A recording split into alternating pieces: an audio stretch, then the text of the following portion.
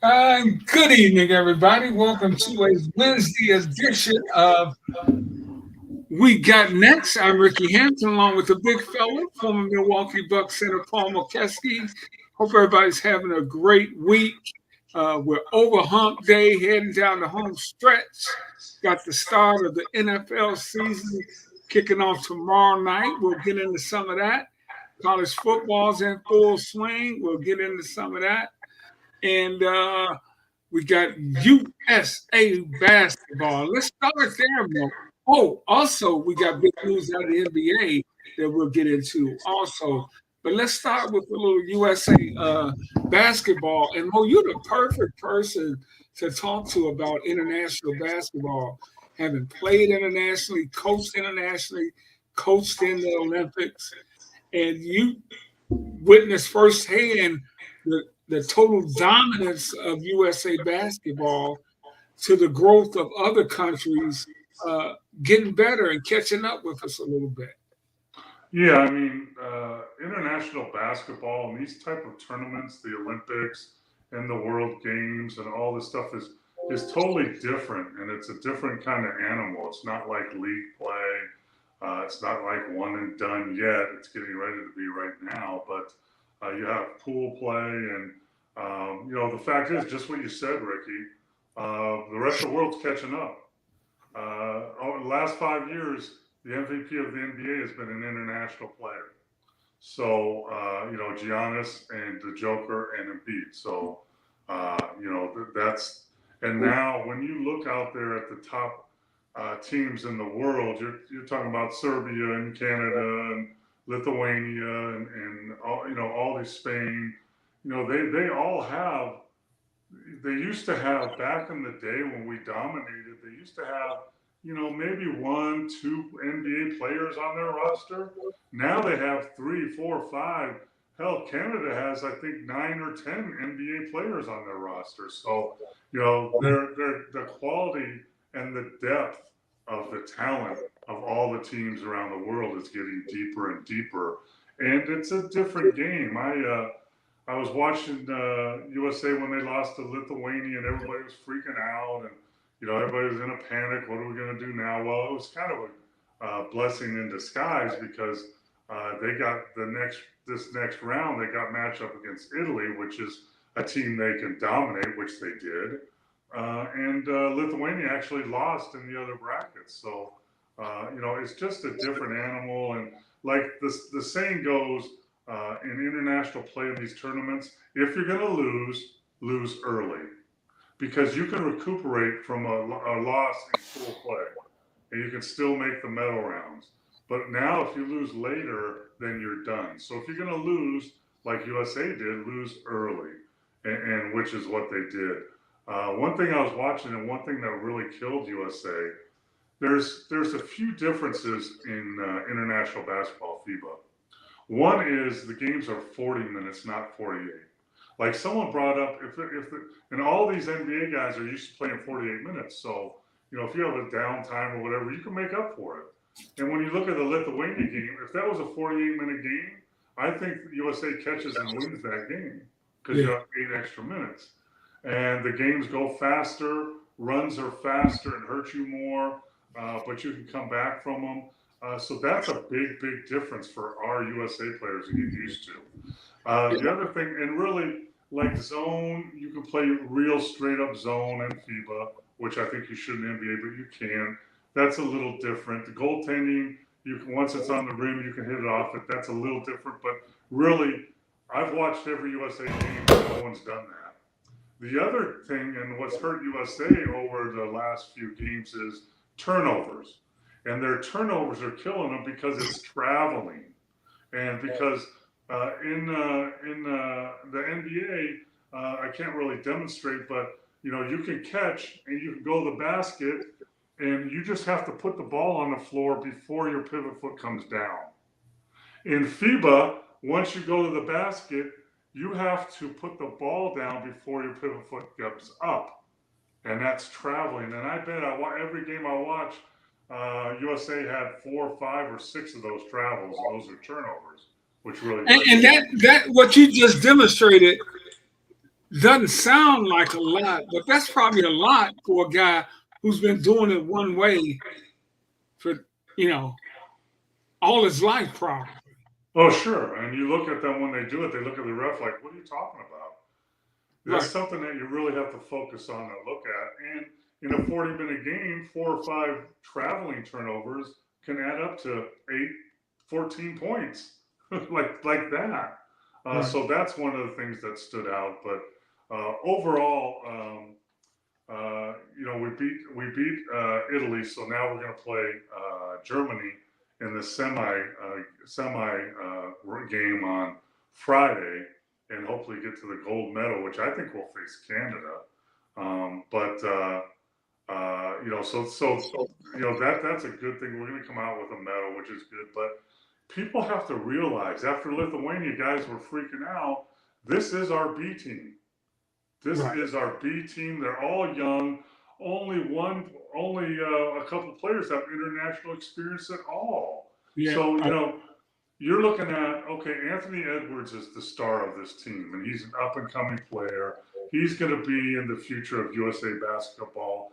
Mikal Bridges has played well. Austin Reeves has played well. Jalen Brunson has played well. Rookie Boncaro, he has played well. But when you look at like Halliburton and Portis and Ingram and Josh Hart and all guys that are playing big minutes on this team, they're not going to be on the roster when we play the Olympics next year. They Right. won't be on the roster. And You're looking at LeBron James, maybe Lillard, Tatum, Mitchell, Jalen Brown, Anthony Davis, Booker, KD, Holly. That's going to be a roster next year in the Olympics, not this roster. And the one thing I would say about the roster going into the Olympics, and Lithuania pointed this out, we need a legitimate big. I mean, big by physically big, like 260, 70, 80. And in the past, it's been Brook Lopez, which he can do. And but the big question mark, here's 2 big things that can happen next year. Adding Embiid can play, and he is 7'1", 280, and he is a legitimate big. But he can also play for his home country, Cameroon, but they're not qualified. So hopefully he picks the United States. Also, Steph Curry can play, and Steve Kerr has already planted that seed because he's told Steph and kind of taunted him, saying, "Okay, you got an NBA championship, you got an MVP trophy, you don't have a gold medal yet. So let's go get a gold." So, I mean, if you're talking about that kind of roster, I mean, unless some really crazy happens, we're okay. We're okay. Now, the other countries are catching up, but, people have to realize that, this is our B team. This is the younger players that after these Olympics will be the basis of our next Olympics in 5 years from now. Mo, I wanted to stop the tape here and so you can see this play because one of the many things I've learned from you about basketball was the short corner. And it's a great example of it on the play that's coming up here with Portis. Yep. He's working the baseline in the short corner, which all bigs need to work that baseline. It's against a zone now, but it also works against a man. And the defense forgot about him, right? And if you that's there more than it's used, right? in NBA, you use it a lot. That's what the bigs are taught to go the short corner. You pick and roll hard, and then you go the short corner. But younger players need to learn to use that. And what it also does is, Ricky, it gives you the angle for an offensive rebound too, because you're actually inside the defense when the shot goes up. Right. So you can get offensive tip-ins. Portis, like you just showed, Portis is one of the best at using that. He's really smart, and he uses that short corner. Yeah, I mean that is a great illustration of what you talked about on this show over the time we've been doing. That's it right there too. On the other side, right? Yeah. Yeah, Italy just used that. It is really beautiful to see. Yeah, and it opens up the floor. And the flatter you can get, the more the defense will forget about you. Because if you look on the baseline right there, you can get 2 or 3 feet under behind the backboard, right? And the defense forgets about you.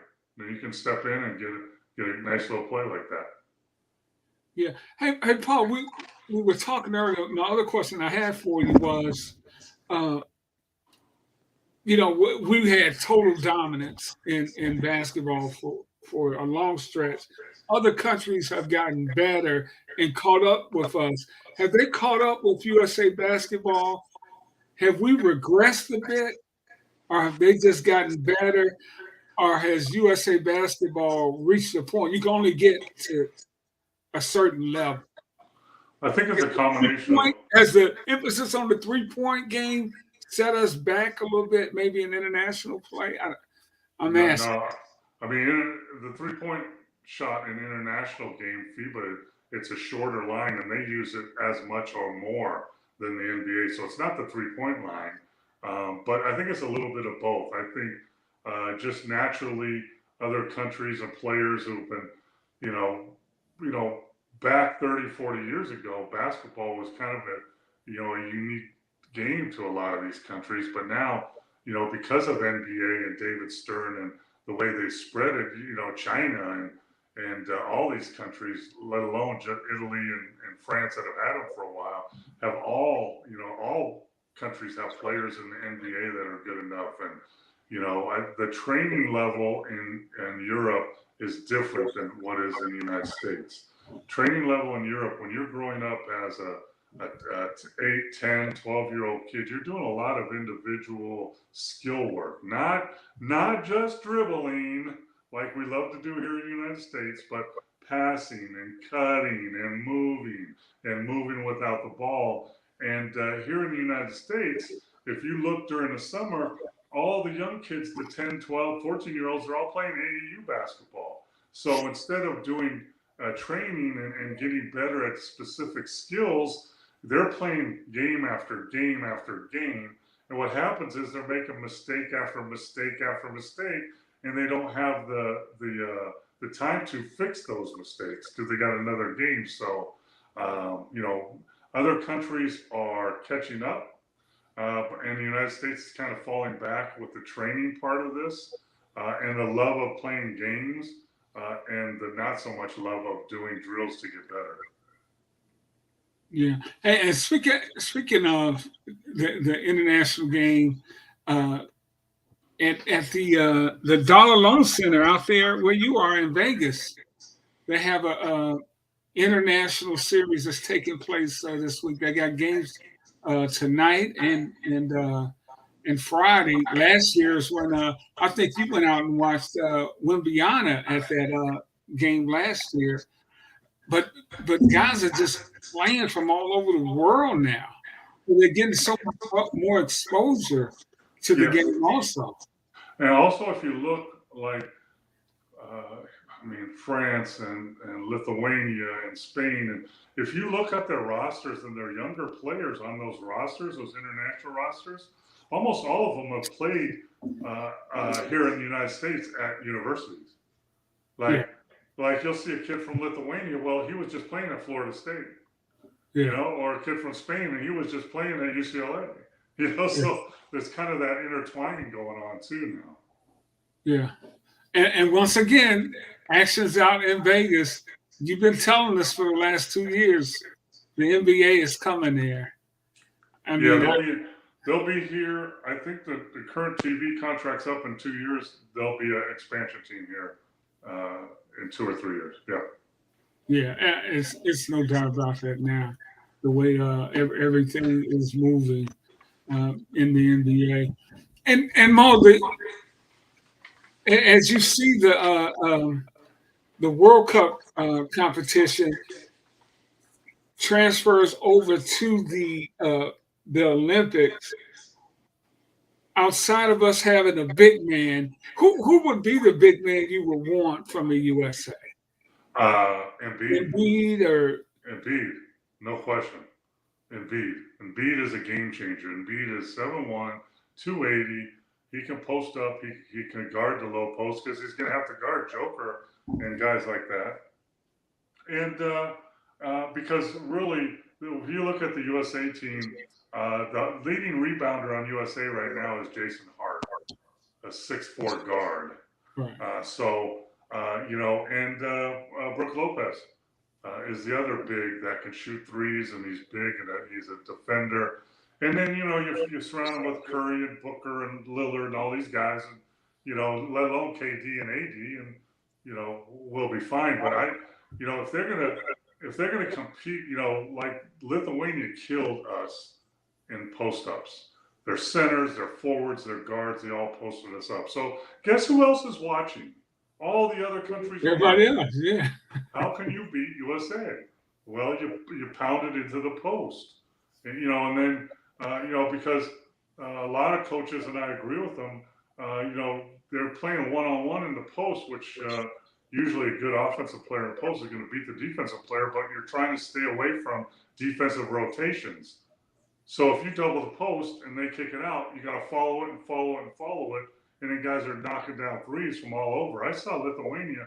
Well, I posted that Lithuania is one of the best shooting teams out there. And guess what they were? They were like 12 for 13 in the first half against us from the three. Yeah. Yeah. But Paul, I do think one thing that has suffered in recent years, simply because it's just not stressed as much, and I don't know why, is the post play in USA basketball. Yeah, I mean, but like I said, you can. We talked about Edie. We talked about Edie out of Purdue. Yeah. 7'4", and they were talking if he'd have come out, and maybe that's why he didn't come out. He might not have gone in the first round. I think that's just crazy. Yeah, I mean, internationally, he can make a ton of money internationally because they actually throw it into the post, and you don't have to be a center to post up. I mean, when I played for the Bucks, the best post-up player besides Jack Sikma on our team was Ricky Pierce. One of the best post players for the Detroit Pistons was Vinnie Johnson. So, you can post up. When Lithuania beat up on us and beat us, they were posting up Austin Reeves. Their guards were posting him up. They were passing him the ball, and they were abusing him in the low post. And then when we came to help, they were kicking it out. So, it's a lost art, and not so much the players, it's the coaches that don't like to do it as much anymore either. And part of that is a catch-22 because there's not that many good low post players anymore. So it is a lost art. And one of the best things I ever heard this summer was the 7'6" Wembyamba, who's going to play for San Antonio, is talking about learning the sky hook. Thank you. You're 7'6" and you're shooting a sky hook? Ain't nobody touched that. And it's a beautiful shot. And maybe he'll bring that back. And everybody has the one-footed dirt shot in the post. How about we get the sky hook back? That would be awesome. That would be. Hey, let's go over to the NBA because there was big news coming out of Los Angeles today with the signing of Christian Wood, and a really talented player, Paul. He can score, he can rebound, he can block shots, he's athletic. He signed a 2-year deal for the league minimum. He'll make $2.7 million this year and a little over $3 million next year. And I'm like, man, the Lakers got this guy for a song and a dance because he has the potential to be a difference maker in the right situation. Yeah, like I've been talking about all summer, he's one of the free agents that, he's 6'10", he plays center, he plays forward, he's athletic, he can rebound, he can hit threes. I was hoping the Golden State Warriors would look at signing him because he would fit in perfect with their team. However, I don't know all the details, but one thing I know after talking to people from the NBA, agents and scouts and teams, his attitude has not been great over his career. He's been a problem in the locker room. He's even in Dallas. He was constantly demanding more shots and wanted to be more of the offense. And guess what? You got Luka. You're not going to get that. Just play your role. And he wasn't very happy about doing that. And the word got out, and it cost him tens of millions of dollars. Here's a guy, look at what he's doing. He averaged 16 points and 7 rebounds a game last year. Those are good numbers in less than 30 minutes a game. And now he's going to make $2 million a year. You know who else averaged 16 and 7 last year in the NBA? Who? Brook Lopez. Yeah. And guess how much he made last year? $25 million. Dang. He made $25 million last year, averaging 16 points and 7 rebounds.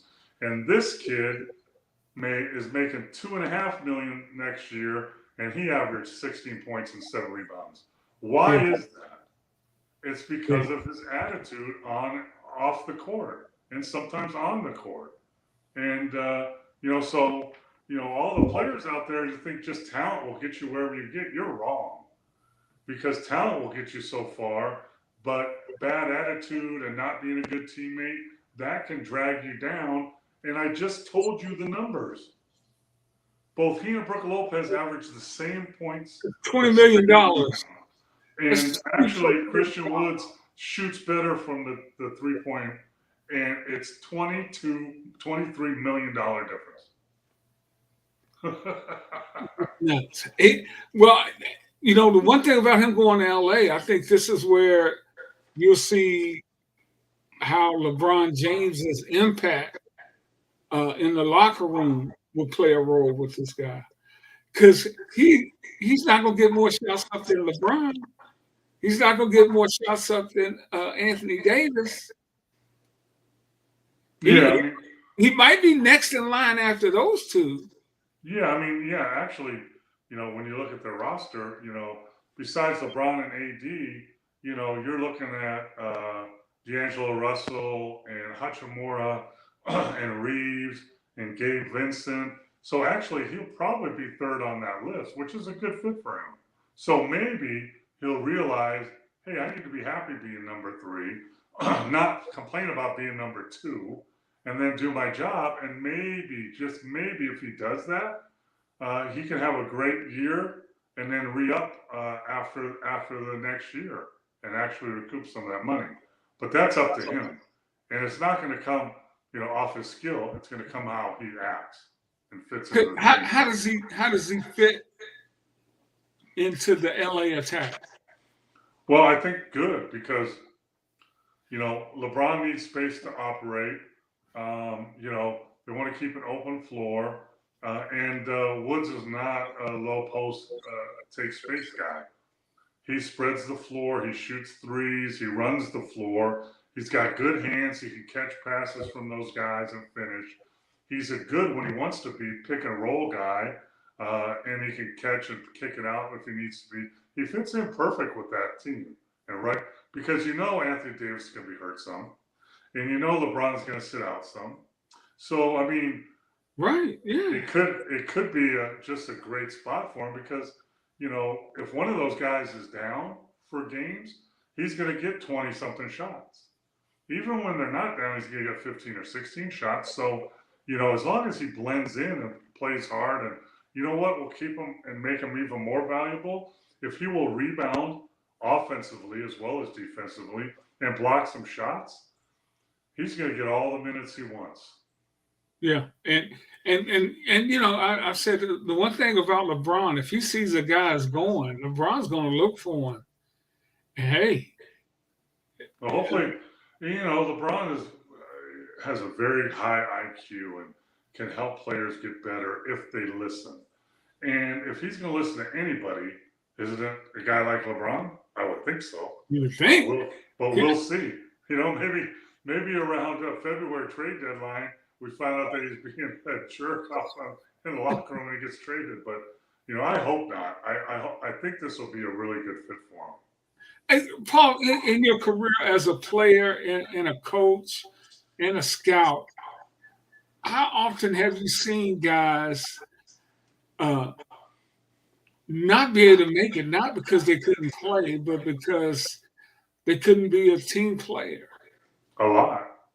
And you know, I know, when you get to that level, or okay, you have to have an ego, and you have to have pride, and you have to want to play and want to start. I want to start. I want to shoot. I want to be a big part of the offense. But at some point, if that's not in the cards, that's not what the coach wants from you or the team needs from you. Then you have to be able to flip it on and say, okay, I'm going to fill this role. That's what I did. And now I'm going to fill this role and I'm going to help us win. The problem is a lot of players, the more immature players, don't realize that or can't accept that. And then they fall back on, you know what, I should be starting, or I should be getting more shots, or, all these things that at some point, you're going to find out in the NBA, high school, college, where you fit in for that team, but after the second week of practice. You're going to know, come on, let's be real, who's better than you, who you're better than really, and, how you fit in with shots. Are you a scorer? You should know that by the second week. It's whether you accept it or not. And that's what a lot of these guys don't do. And then, you know what, we've had guys say, I want to have my own team and run my own show, and it didn't turn out very good for them. And quite frankly, if you're a role player in the NBA and you're not happy with that after a while, I mean, you want to get better, you want to get as many minutes as you can, but if you're not happy being a role player when they ask to be a role player, then go over to C's and make some money, and then you're the guy. You get to shoot as much as you want, but guess what? If you lose, it's your fault, and they send you home. So, it's up to you to decide that. And, Ricky, I don't think there's enough leadership, maturity, and veteran players in a lot of these NBA locker rooms anymore to help players do that. Hey, after the first week of training camp, uh, you know, uh, Ricky, let me take you out to dinner, okay? Yeah. You can really fit into being a passer and a defensive guy, and you can get some minutes, but if you're going to keep uh, uh, causing a problem in practice and whining in the locker room, you know what? It's probably not a good spot for you here. But you could be a productive guy on this team. That kind of leadership and veteran leadership can make or break teams. I don't think Yeah. there's enough of it. Yeah, that's a great point. Hey, Mo, just going back to the World Cup and the Olympics, I was just looking at my notes here, and they were talking about one of the dangerous teams could be Canada. They have Gilgis Alexander on that team, uh, Murray's on that team. Powell's on that team. Norman Powell. Yeah. Yeah, they So, have, and Dylan Brooks, who pretty much got Luka ejected the other day from a game. Dylan Brooks got ejected too, but yeah, but you'll trade Dylan Brooks for Luca, right? yeah, exactly. It's like trade a pond for a bishop. Okay. But they have been talented for a long time. They just couldn't get all the guys on the same page, and I think they have it this year. And like I said, they have 8 or 9, maybe 10 guys that play in the NBA, so they're not scared of any of USA or any of those teams. And you put they don't even have Jamal Murray's not playing. He's a guy that's sitting out, but you know any of the teams left, Germany, who has shoot, Schroeder as the point guard, and he's played well for them. He's one of the leading scorers in the World Cup, and they got other guys. They got another kid that's playing for Orlando. And even though USA had beat Germany pretty handily, they had to come behind to do it in a friendly game. And any team now, the 4 teams, can be a gold medal winner. It just matters on how you play, if you're hitting shots, how disciplined you can stay when things aren't going your way. Because Luka got kicked out, and if you see how he got kicked out, it wasn't very dramatic or anything. All in the FIBA, there's the other adjustment you have to make. Referees in FIBA think they run the show, and if you look at them sideways, they'll tee you up, and they don't care if you're Luca. They're going to give you your second tee, and they're going to kick you out of the game, even if it's the fourth quarter of getting into the medal rounds, because they don't care. In the NBA, if a star like Luca was acting up a little bit in the fourth quarter, no way he gets kicked out of the game. Never. But in FIBA, the referees don't care. Yeah. Hey, since we were on the air, another signing, I think it's a good signing for the Kings. JaVale McGee is going over there to help them out. And this guy's won championships. Give him 10, 15 minutes. And he can come in and play his 10, 15 minutes. And Sabonis, who's really an undersized center, can move over to the power forward, or he can give him some minutes rest. And his experience, because Sacramento was a surprising team last year, and we're playing really, really well, but they're really, really young. So signing someone like JaVale McGee, who has championships, who's been around, that's a great signing to me. Yeah, and it helps on the defensive end because they scored 128, 120 points a game. They gave up 118. I think that was the most in the NBA.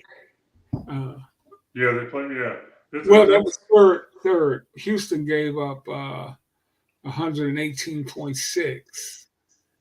Yeah, that's when you look at that move, you're like, that makes so much sense. You know, when some of these moves in NBA teams are making, Westbrook to LA, what are you thinking? That doesn't work. Hey, speaking of moves, Bo, we hadn't talked about him lately. James Harden.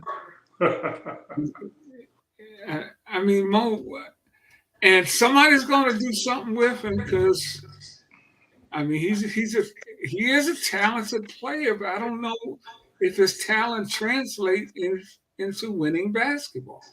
I'll tell you what, he's one of the prolific scorers, and hell, last year he led the league in assists, and he's done about everything individually, but he's never won anything, and he's always come up short. Like he had 9 points in the knockout game this year. So guess what? At some point, he is what he is. He can put up great numbers, but he's also has proved to be a headache. He likes the nightlife. He's not all in all the time. And if once you call your general manager a liar, just blatantly call him a liar. But the problem is, Daryl Morey, who I know a little bit, he wants to get some, because Harden is still an effective player. He can still average 20 and 10 assists. So you want to get something for him, but the problem is he makes $35 million next year. So who wants to? If you're going to trade for him, you're going to have to give up $35 million or something. Players, draft picks, something. And who wants to do that? The crazy thing, Morey was this guy for years, man. Yep, and it got sideways because promises were made probably of how we'll take care of you. We got to do some other stuff, and things happened, and they couldn't do it, and it went sideways.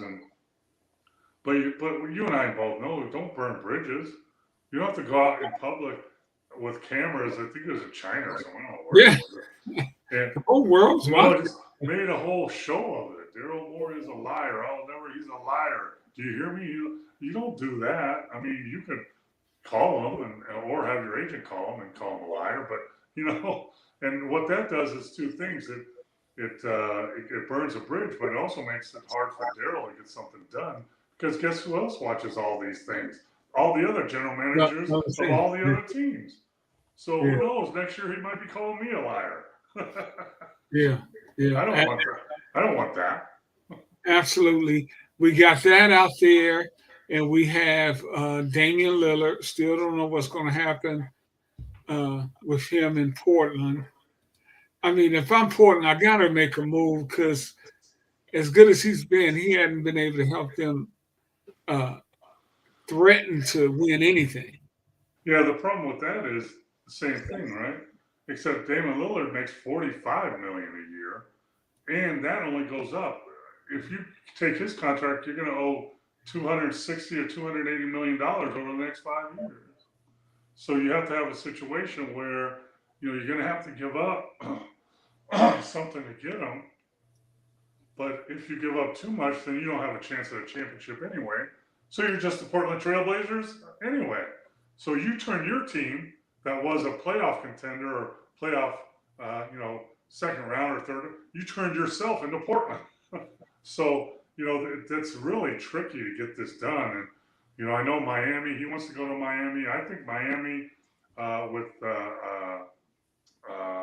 with their roster, some of their draft picks, I think they could get something done.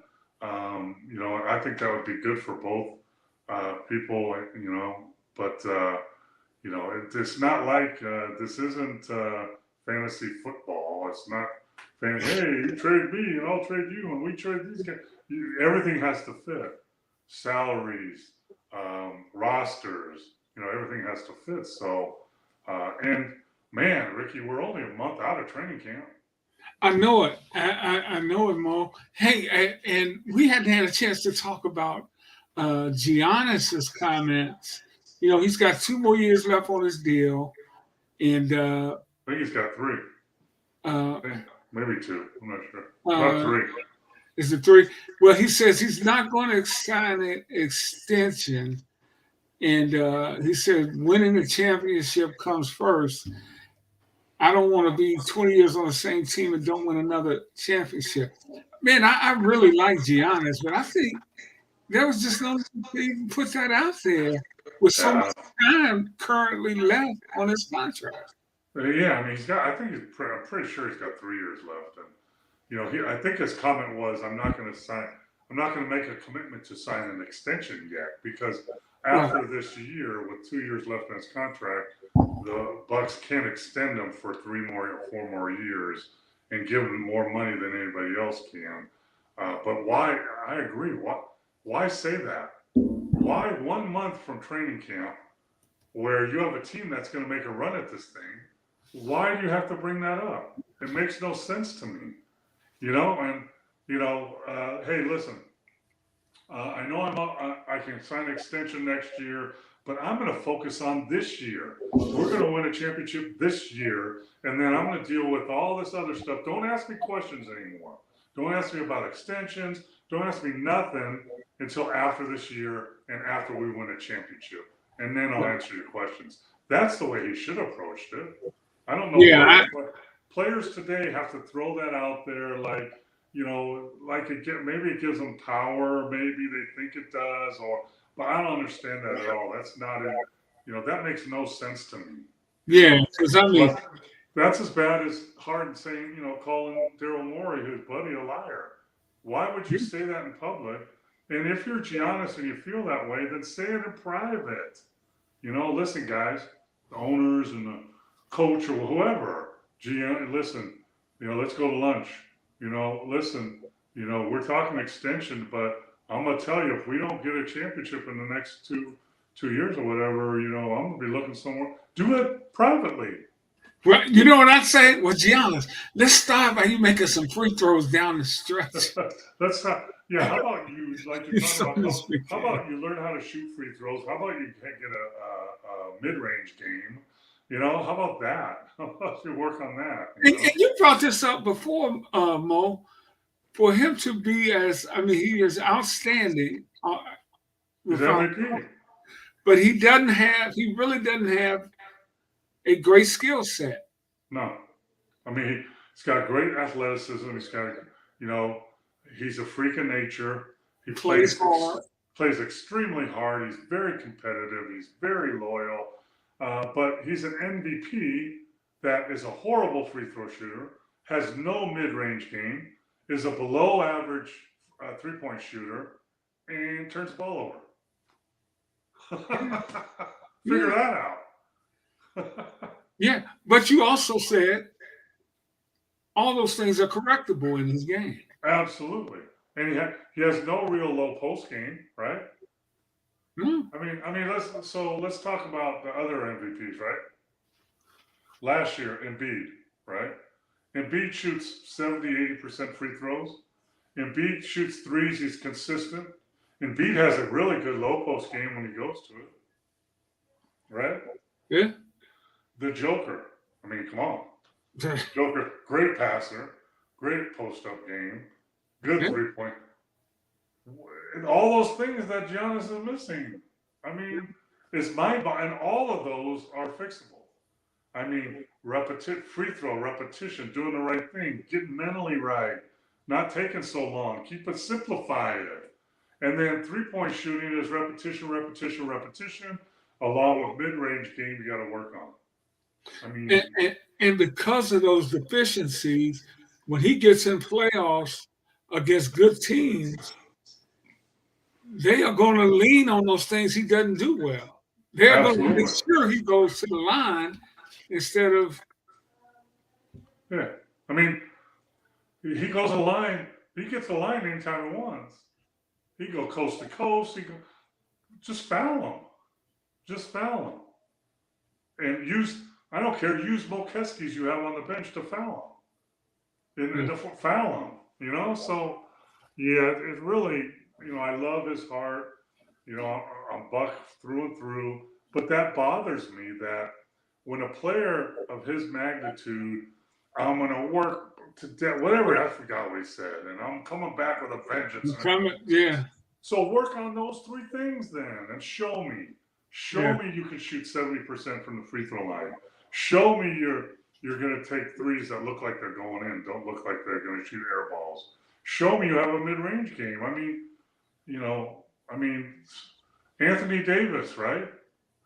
Can score in the low post, makes his free throws, decent 3 point shooter. All these guys. I mean, yeah. I never thought about that because you see how productive his he can be, but he's doing that really off determination and that athleticism. But I understand the concern in Milwaukee. You look at Middleton; he's been hurt. He's in his 30s. Drew Holiday is in his 30s. Brook Lopez is in his 30s. You know, they're going to need an influx of some new blood.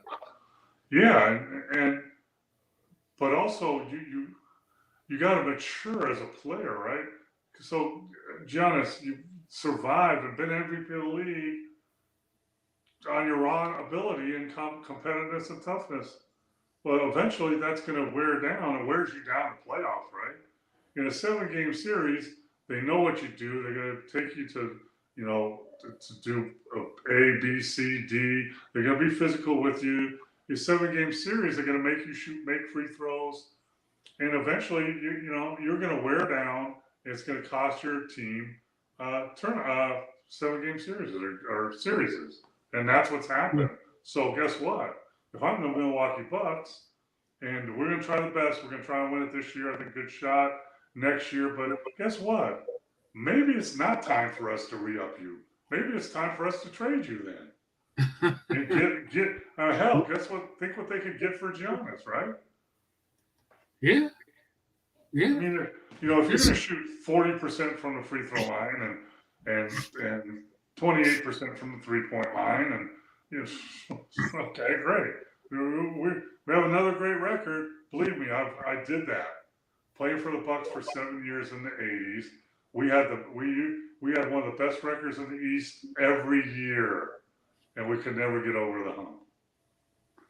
So what's the point? And they kept they've had both of his brothers on the roster at one. I think both of them are with the team now. One's in the G League, and but that's a wasted spot. That's a waste. So you can't have a younger player to develop because his brothers take up spots, and so does Lopez's brother, by the way. And both those brothers are borderline NBA players. Yeah. I mean, you watch his brother play for. Well, Robin was once a solid, and he's never been as good as his brother. He was a hustle guy. Yeah. averaged 9 points and 7. Okay, great. But now he's 30. Yeah. So, why is he? You think he's going to get a lot of minutes? You think any of those brothers are on the team to keep their brothers happy? That's why they are. Yeah. But Yeah, guess what? it's no That's doubt three. about that. That's 3 spots that are gone. You have 15 spots. 3 of them are gone now. Yeah. With a team where you had guys, you got older guys, a guy that's been hurt quite a bit in Middleton. So that's going to be I mean, interesting. would you rather have Christian Woods than Giannis's brother or Brooks' brother? I Damn. mean, come on. And look, and they probably make more than he does. He does, man. Well, they make the same, absolutely. But they make more. Well, I know Brooks' brother does because he's been around longer. He Right. might have 10 years in, so I bet he makes double of what Christian Woods makes. Yeah. And but as you were saying, Wood would fit a lot of teams when you just look at playing the game, not attitude and all that. His game would fit what a lot of teams Absolutely. would want to do. No question. No question. Yeah. So that's the thing. Hey Mo, we're gonna get into some NFL before we get out of here. But I uh, I think while you were recuperating, I read a piece about the NCAA transfer portal, and it said 45% of kids who enter the transfer portal do not end up playing anyway. That's that in That's almost in, 5 out of 10 guys. in men's basketball. That's 800 kids right now. That's 800 kids that don't have scholarships. Mo, and I love the ability to be able to make another decision the way the game is structured today. But you better know what you're doing when you set out to do that. Yeah, and they don't. It's like players, over the years that come out early into the NBA draft because someone tells them they're end of the first rounder, or someone tells them they're a second rounder, or someone tells them some team is interested, and in reality they're not. So they don't get drafted, and now what? So and that's what's happening with the transfer portal. I'm not happy here at this U, so I'm going to go to this other U, and hopefully it's better. When most of the time it's probably not. Instead of sticking it out. Now, I'm with you. Your coach leaves, you should be able to leave. Something happens with the program, something bad happens, they do something wrong, and you should be able to leave. But you shouldn't be able to leave whenever you feel like it. And I mean, there's I wrote the kid's name down. There's a kid that went to Kansas this year for 30 days. Then he left. Then he went to Gonzaga for 30 days, and he left. And now he's in the transfer portal again, and he actually has to get permission, NCAA permission to actually go somewhere now, which I don't think he'll get. But he went to Kansas for 30 days and said, you know what, it's just not a good fit. It's too country for me out here. So he goes to Gonzaga, one of the smallest schools ever in the middle of nowhere. And then 30 days later, he leaves there, and his coach says, well, you know what? It's probably not much of a loss for us. He wasn't going to get many minutes anyway. Hey Mo, you speak to youth groups. You spoke at New Mexico State to their athletes there.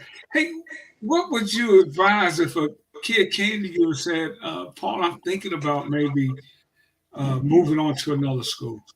Well, first of all, why? Why? Is it on the court? Is it the coach? Is it personal? Is it the school? Is it your living circumstance? Why? Why? And believe me, if you're going to Kansas or UCLA, or it's none of those. Is it the coach? Okay, I don't get along with the coach. Okay, why? Why? Well, he wants me to. I'm 6'11", and he wants me to be a post player. Yeah, you probably should learn how to do that. you know. So yeah, but I can go over here, and that coach told me that, I don't, I'm 6'11", I can play on the perimeter. Yeah, he could say that, but is that really going to be the truth?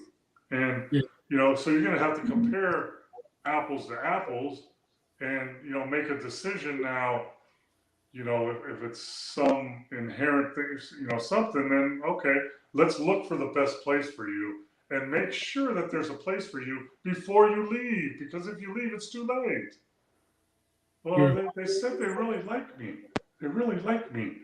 Yeah, so you went in the transfer portal, and when you called them up, they said, "What's your name again? Who are you?" Yeah, but and Paul and a lot of these kids were the man at their high school. All of them are. They were the star player on their Of men's course. team and Of women's course. team. So here's the other thing I say. Okay, listen. So you like where you're living? Yeah, school's okay, good. Have a little run in with the coach and playing time. Okay, give it a year. Yeah. Stay for a year. Do everything he asks. Get better. Work extra after practice. Work on whatever game you think you need to work on. Enjoy it. Be a positive influence in the locker room. And then after a year, we can look at it and see, are, you know, I guarantee you probably changed the coach's mind, but if not, we can look somewhere else. But you can't do it after 30 days. I Yeah. mean, it makes no sense. I mean, hell, when I went to Kansas from California, I wanted to leave after the second. I was homesick after the second week. I don't want to stay here anymore, But you stick it out, and it's like life, right? You Yeah. can't just leave every situation in life just because it's not working out just at this particular time. You want, you can't just leave your job. I have a family, but I don't like my job anymore, so I'm going to leave it. But you got another job lined up? No, not yet. Well, you should probably stay in your job right now. And Mo, there had to be a culture shock to you. You're coming from LA to Lawrence, Kansas. Yeah, I mean, I was in the Yes. suburbs, but yeah, it was totally, totally different, totally different mindset, you know, uh, but I'd never been away from home. Until my senior year, I'd never been on an airplane. I very rarely ate at a restaurant. I didn't, and now I'm 1,500 miles away in Lawrence, Kansas, beautiful place, but I don't know anybody. I gotta, I gotta do my own laundry. I have to do all this stuff. Wait a minute. all these other schools wanted me too. Maybe I'll go there. But I mean, that would have been the worst mistake of my life. Yeah. It worked out pretty well for you. Yeah, I Not to mean, mention finding your lovely wife out there. yeah, exactly. Two beautiful kids, and but I think it's inherent now with young kids, and it goes to players that they don't want to go through tough times. Ricky, you and I, and we're going to go through tough times and tough it out. That's what we're taught, right? Yeah, I absolutely. told my dad I wanted to transfer. He said, "No, you're not. You're going to Yeah. tough it out. You made a promise. You're going to stay there for at least a year." Now it's like, "Oh, okay, darling. Where do you want to go now? We'll make Yeah. that happen." I know my dad was cuffing that same cloth. And I mentioned basketball, but the same thing's happening in football too. Yeah. Guys, I mean, look at Colorado, right? The biggest story of football, and they have 80 transfers, right? yeah. But you know what? People are like, "Well, you got 80." Well, guess what? They were 1-11 last year. I'd have 80 transfers too. Speaking of football, Mo, you got your Chiefs cap on. I'm here in the Motor City. The Lions and Chiefs kick it off tomorrow. Are you excited about the start of the NFL season? And can the Chiefs repeat? Yeah, I think they can. We talked about this before, right? At this point in the season, everybody's going to win a championship. That's what they think, right? But only a handful or more than a handful actually have the goods to go that far. And the Chiefs are one of them. You're looking at the Bills, the Eagles. Um, it's going to be interesting to me, like the Jets. They get Rodgers in to see. They've always had a great defense. We're going to see. Aaron Rodgers has had a great training camp. It looked like, and so. But I love football. I like college football, but I love watching NFL football, on Thursday, Lions Chiefs, they couldn't start any better than that. I'm a little concerned with Kelsey might be hurt with his knee, so that scares me a little bit. I hope I don't have to let him use my cane because I got an extra long cane that he could use. But well, I think one of the things, and you would know this as a former professional athlete, we got the start of the season tomorrow. Chris Jones, outstanding defensive tackle, is probably he's holding out as of right now. Probably won't play tomorrow. Nick Bosa just signed today. He held out for a long time. Jonathan Taylor, the outstanding running back for the Colts, is still not in camp. And talking to some former players around here in Detroit, they're saying this money problem, all the money goes to the quarterbacks now. But the guys I talk to say this is the product of a bad CBA deal that the NFL players signed. Yeah, and know how important I don't know the specifics of their CBA. I know that NBA has if not probably the best one because of the 50-50 split from owners and everybody's successful and everybody loses if somebody loses. So, but you know what? It's cyclical, right? Quarterbacks in football always get paid because they're quarterbacks. They're supposed to get the women, the cheerleaders, and they're supposed to get paid more. Yeah. And they get to wear yellow shirts and red shirts in practice so you can't hit them. So that's what a line. But then it was receivers for a while. We needed to be really fast. Then it was running backs. Then it was tight ends. And then it's offensive linemen now because you have to have offensive linemen to keep your quarterbacks happy and not injured. So I think that's kind of cyclical because this year was the year of the non-running back, right? I know here in Oakland, here in Las Vegas, and there's top running backs that aren't getting paid and we're having to hold out when they used to be a big part of the offense. But now, running backs need to catch just as much as they need to run now. That's what happens. So I think that's kind of cyclical. But one thing I would caution, like you said, I can't remember, whoever just signed today is probably saying, I'm good to go, I can play. No, you're not. You better wait. You better wait to get your body ready. Hopefully they know enough because there's no more red flag of a guy, that's not ready to play physically.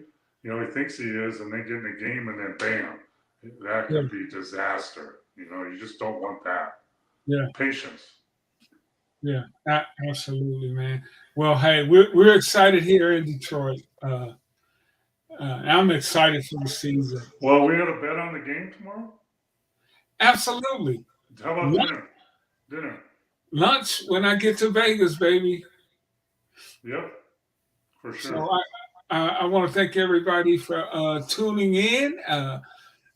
It's good to be back on. We'll be back at our regular time next week, Mo. Although, we got Monday Night Football coming up, so maybe we'll talk about our time schedule during football season, and we'll get back with you guys on that. But any final thoughts, Mo? No, just thanks everybody for listening. Pass the word. Football season is and NBA is coming up. There's going to be a lot to talk about. College football. Then we go into college basketball. Just some exciting stuff we can talk about over the next months. It's going to be a great time. Ricky, always the best working with you, brother. Man, love doing this with you, Mo. And don't forget, you can get this show and all our past shows on Believe.com, BLEAV.com. We got some great stuff on there. We had the great Rick Barry on here a couple of weeks ago. And we'll get some more guests on too. Yep. Yeah, and we'll be doing more of that. Love you, Mo. Talk to you later. Peace, everybody. Take care. See you next Monday. Bye-bye. Bye.